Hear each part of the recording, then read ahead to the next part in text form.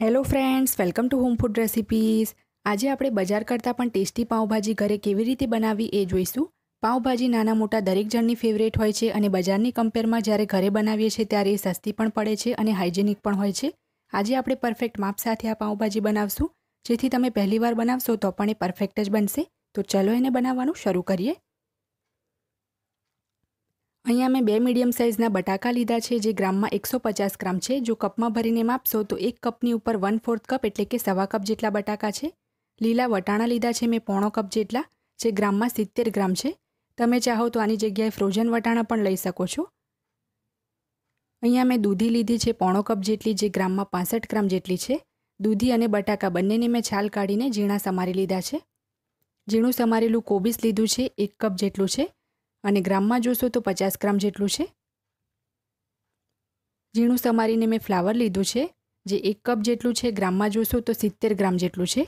અને આ બધા જ શાકભાજીને મેં ધોયા નથી, આપણે એને ગરમ પાણીની અંદર 3 થી 4 મિનિટ માટે ધોઈ લેવાના છે, જેથી એની અંદર જે કંઈ પણ જમ્સ કે બેક્ટેરિયા હોય એ નીકળી જાય।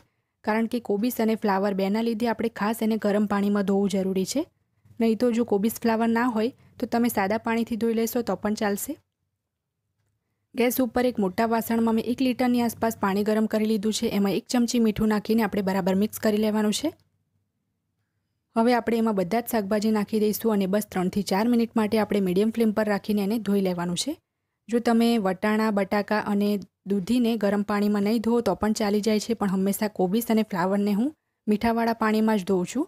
અને આ જે વિડીયો છે એ અત્યારનો નથી, એ જાન્યુઆરી મહિનાનો છે, જ્યારે કોરોના વાયરસ પણ હતો નહીં ત્યારે મેં આ વિડીયો બનાવ્યો હતો, પણ રહી ગયો હતો એટલે અત્યારે હું એને સપ્ટેમ્બરમાં અપલોડ કરું છું।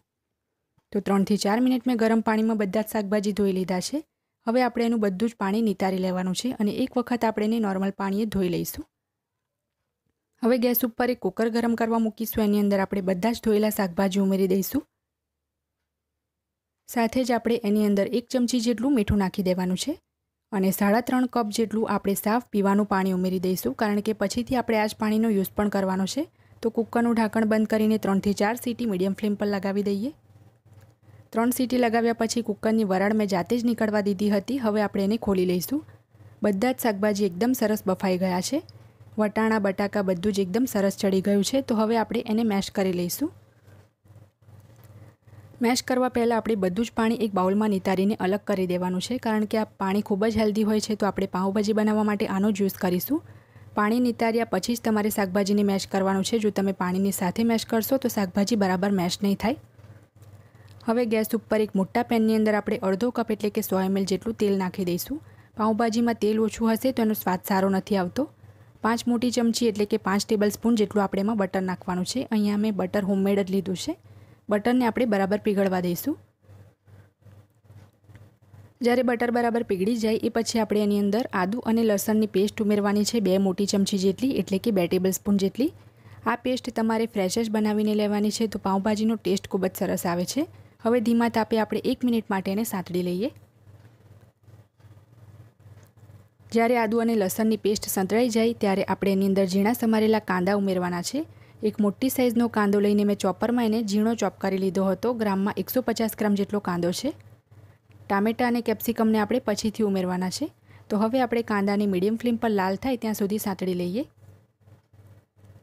જ્યારે કાંદા આ રીતે લાઇટ બ્રાઉન થઈ જાય ત્યારે આપણે એની અંદર ઝીણા સમારેલા કેપ્સિકમ ઉમેરી દઈશું। એક મીડિયમ સાઇઝનું મેં કેપ્સિકમ લીધું હતું, એને ચોપરમાં એકદમ ઝીણું એને ચોપ કરી લીધું હતું। ગ્રામમાં 175 ગ્રામ જેટલું હતું। તો હવે આપણે એને 2 થી 3 મિનિટ માટે મીડિયમ ફ્લેમ ઉપર સાંતળી લેવાનું છે।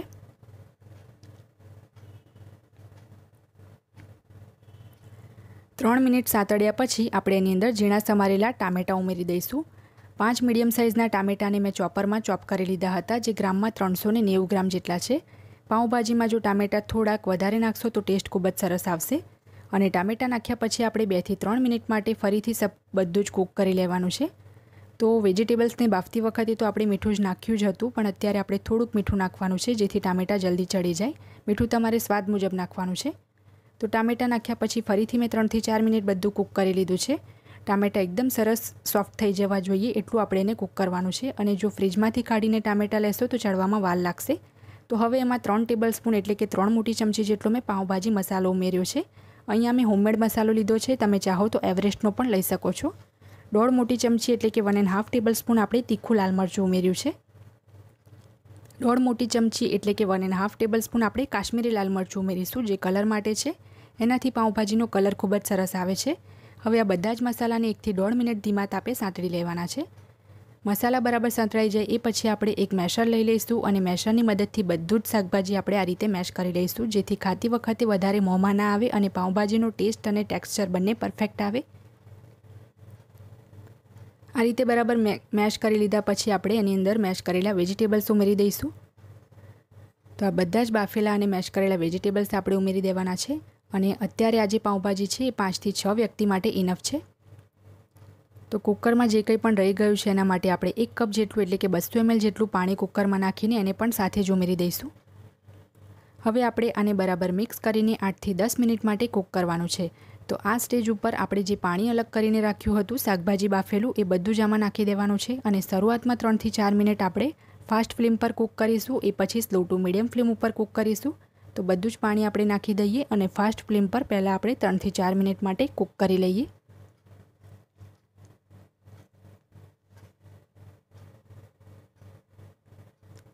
ચાર મિનિટ કૂક કર્યા પછી આપણે એના ઉપર અડધું ઢાંકણ ઢાંકી દઈશું, કારણ કે શરૂઆતમાં પાઉંભાજી પતલી હોય છે તો છાંટા ખૂબ જ ઉડે છે. તો અડધું ઢાંકીને કૂક કરી લઈશું.